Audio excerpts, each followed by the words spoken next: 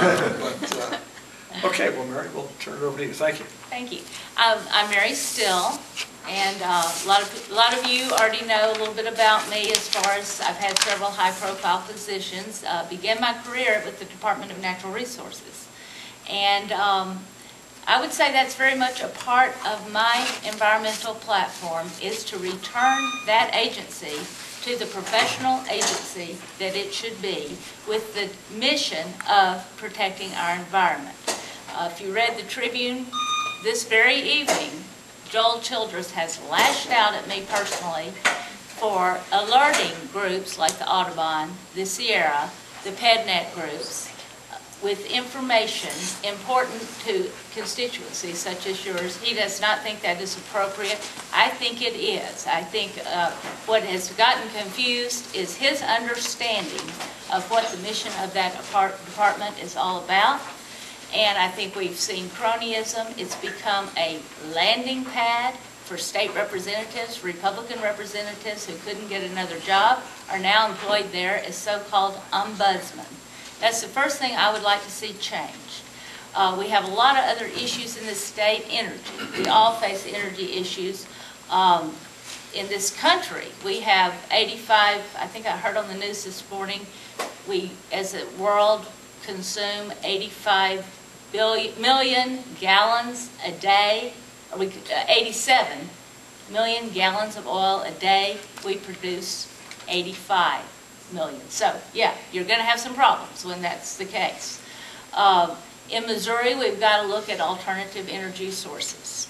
And wind, solar, those are important things, but we're going to have some transmission lines and some incentives for that if we're going to get the solar and the wind to us. I think northwest Missouri might be probably most conducive to wind energy, solar energy in Arizona. As you move in other places, less so. We need to play to our strengths as a state, and I think biomass is definitely a strength that we have. Now, I am not sold on the ethanol, and I think we were led down the wrong road on that, but we can learn from our mistakes. There is land, ethanol land is for agriculture that's taking prime land and taking out of food producing to energy production. There are lands that are marginal use that get conservation set-aside money that could be used for switchgrass and things like that that does improve the soil, and that is a technology that I would believe the biomass is more important to this state and our future. So that's an issue that we should be talking about. And if I just may take a personal moment about how I got interested and involved in all these issues.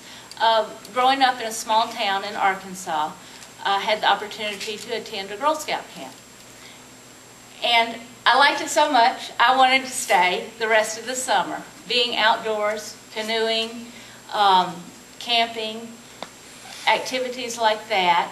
And then I went to a different one and a different one and a different one, just because I love the outdoors so. That has continued throughout my life. When I married my husband, he's an Appalachian Trail hiker. He's hiked from Georgia to Canada.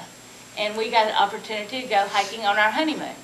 And my father said, I wouldn't marry a boy that couldn't afford a hotel room. But that was my idea of a perfect honeymoon, is outdoors. And since I've continued with hiking, with canoeing.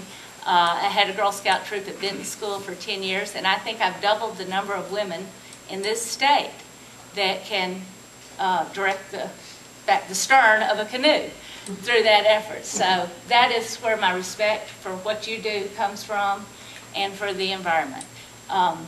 Another issue that I think we all need to address is urban sprawl, and we have ways to do that with high standards for planning and zoning, which I support.